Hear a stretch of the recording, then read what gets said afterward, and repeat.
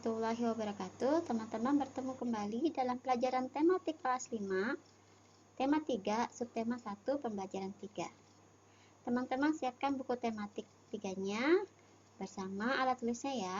Mari kita mulai dengan membaca basmalah bersama-sama. Bismillahirrahmanirrahim. Makanan merupakan bahan baku utama bagi manusia untuk memproduksi energi dan memenuhi segala nutrisi yang diperlukan tubuh.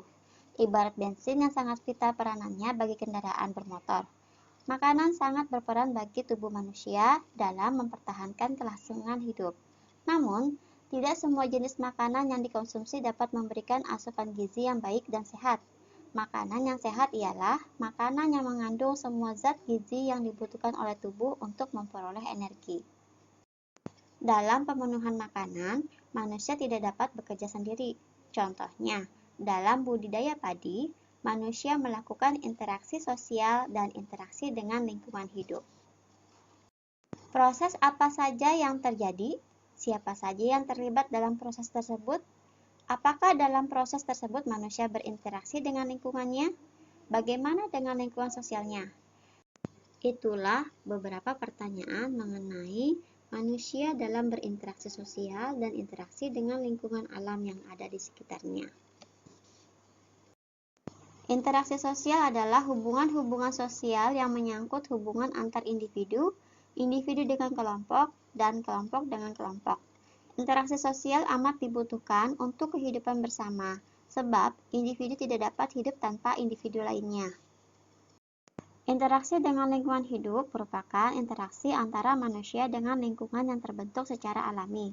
Gunung, sungai, rawa merupakan contoh-contoh lingkungan alam.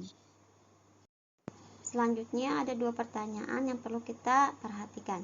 Yang pertama, jelaskan interaksi sosial dan interaksi dengan lingkungan alam yang terdapat pada lahan pertanian padi. Interaksi sosial yang terjadi pada lahan pertanian padi terjadi antara pemilik lahan dengan para pekerja yang mengolah tanah dan menanam padi. Sedangkan interaksi dengan lingkungan alam terjadi antara manusia dengan lahan sawah itu sendiri. Pertanyaan kedua, amatilah lingkungan sekelilingmu. Sebutkan interaksi manusia dengan alam yang dapat kamu temukan di sana. Apakah yang tengah dilakukan oleh manusia? Apa pengaruh dari kegiatan manusia terhadap lingkungan alam? Kegiatan interaksi manusia dengan alam sekitarku adalah interaksi antara manusia dan tanah. Contohnya, kegiatan menanam pohon dan menyiram tanaman. Kegiatan ini merupakan hubungan interaksi antara manusia dan tumbuhan, tanah juga air. Pengaruhnya terhadap lingkungan alam adalah agar tanaman tetap subur. Ternyata menarik untuk dicermati bahwa terdapat hubungan timbal balik dan saling mempengaruhi antara manusia dengan lingkungan hidupnya. Bersama dengan teman sekelompokmu, diskusikanlah interaksi yang terjadi di lingkungan sekitarmu. Bisa berupa lingkungan rumah atau sekolah. Isilah tabel berikut ini. Selanjutnya, contoh jenis interaksi yang terjadi. Yang pertama, interaksi yang dilakukan. Kegiatan menyiram tanaman di halaman rumah. Interaksi lingkungan hidup. Terjadi interaksi antara manusia dengan tanaman dan air. Interaksi sosialnya. Terjadi interaksi sosial antara anggota keluarga. Contoh yang kedua adalah interaksi yang dilakukan menangkap ikan di laut. Interaksi lingkungan hidup. Terjadi interaksi antara nelayan dengan laut karena nelayan mengambil ikan yang ada di laut. Dan interaksi sosialnya, terjadi interaksi sosial antara nelayan dan nelayan serta pedagang ikan di pasar, karena nelayan bersama-sama menangkap ikan dan menjualnya ke pedagang ikan di pasar. Itulah beberapa contoh jenis interaksi yang terjadi. Kalian bisa menambahkan jenis interaksi yang lainnya sesuai dengan yang terjadi di sekitar lingkungan kalian. Selanjutnya, teman-teman akan diminta untuk mengamati interaksi yang terjadi di lingkungan sekitarmu. Berikut ini ada 6 pertanyaan yang perlu teman-teman jawab. Karena adanya perbedaan di tempat lingkungan sekitar rumah kalian, maka setiap anak mempunyai jawaban yang berbeda dari 6 pertanyaan ini. Bagaimana dengan jawaban kalian? Berdasarkan penelitian pada tahun 2010, konsumsi beras masyarakat Indonesia mencapai 100 kg per kapita per tahun. Ketersediaan beras di tanah air pada masa mendatang tidak sejalan dengan laju pertumbuhan penduduk. Untuk mengurangi ketergantungan itu, perlu adanya perubahan konsep dan kebiasaan makan masyarakat. Misalnya, mengganti nasi sebagai makanan pokok dengan jenis makanan lain. Salah satu cara yang belakangan dikampanyekan pemerintah adalah tidak memakan nasi selama 1 hari.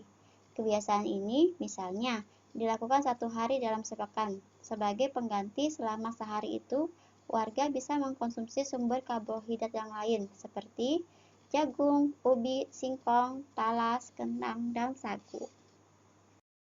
Untuk mendukung upaya pemerintah tersebut, berikut adalah sebuah iklan tentang singkong sebagai pengganti nasi. Mari kita perhatikan iklan di bawah ini. Pada iklan tersebut, kita melihat ada sebuah singkong. Di sini dijelaskan juga beberapa kandungan-kandungan dari singkong. Di antaranya terdapat air, besi, kalsium, fosfor, kalori, karbohidrat, lemak, protein, dan vitamin. Disebutkan juga, makanlah singkong sebagai pengganti nasi, solusi makanan sehat, harga rakyat, rasa pejabat. Selanjutnya, teman-teman diminta untuk mengidentifikasi unsur-unsur iklan dalam iklan tersebut. Yang pertama, kalimat iklan. Kalimat dalam iklan tersebut sudah sangat jelas karena menjelaskan kandungan dalam singkong per 100 gram. Kata kunci yang digunakan adalah kandungan singkong per 100 gram.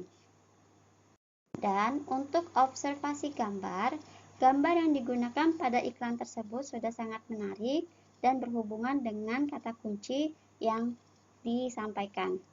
Selain itu juga, gambar iklan tersebut sudah mengandung unsur perhatian.